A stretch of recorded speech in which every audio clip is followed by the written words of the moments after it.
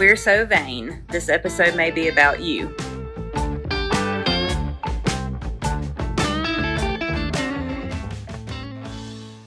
Welcome to We're So Vain, Episode 4. Today, Dr. Schull will discuss how we approach helping sort out vein symptoms.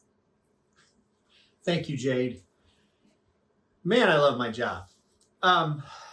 If we look at Episode 1, we talked about how veins work. Episode 2 was why veins fail. Episode 3 was what symptoms may be vein related. Well, today we're going to talk really the tools we use to help sort out whether a patient's vein problem is underlying a lot of the symptoms in the lower extremity.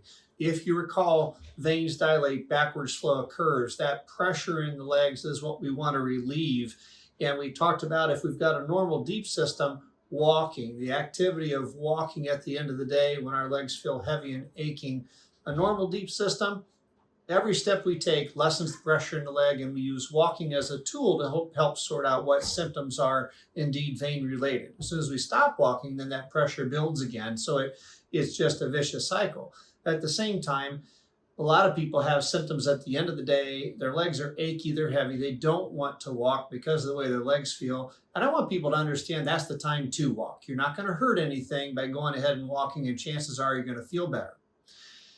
The second one, when we think about lessening the pressure in the veins, is basically to lay flat, elevate the ankles above the heart. Yes, indeed. Having the legs straight out in front of you while you're sitting, it's not really elevation. It may help, but it's not going to give you the most relief. If you're actually laying flat, have a couple pillows on the edge of the couch, and have those legs so that the ankles are above the heart, gravity will empty most of the venous blood in the leg, and you should actually feel better. Vein symptoms should actually start to feel better. But once again, as you go from elevating to standing up, everything fills, and then you're right back to it. Again, walking and elevation, just two simple tools to help sort out whether the vein problem that you have, that hopefully was diagnosed with ultrasound, will respond to vein treatment. Last thing, and I think it's important, compression therapy. Compression is critical. We use it for almost everything that we do with treatment, and this is not going to be an episode focused on compression, but there will be some. There are probably going to be multiple episodes focused on compression to understand the bigger picture. But let's assume we've got the right dose of compression. That means the strength and the right style, meaning the height. That's tailored to a given patient's need. And a properly fitted, properly constructed compression stocking, and there's only 4 companies that make quality garments, and I will share them right now. Medi, Sigvaris, Juzo, and Jobst. If you're using any other garment, a copper fit garment, good luck, okay? A quality garment can make a big difference in how a patient's leg symptoms feel. And that's the thing. When do you wear compression? I ask patients to do an experiment.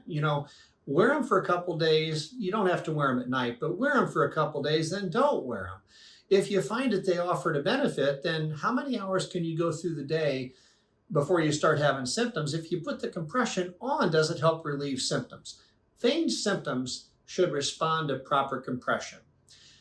Last thing, whether you have symptoms or not, if you've got a venous leg ulcer or you have a superficial clot or if you have bleeding, it's not a matter about whether elevation, walking, or compression helps.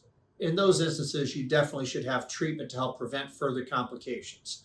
Future episodes will spend more time on the role of compression, different styles of compression, but we'll also start talking about the complications of venous disease, including blood clots, blood clot management, etc. Thank you so much for paying attention and being part of this series. Bye-bye now.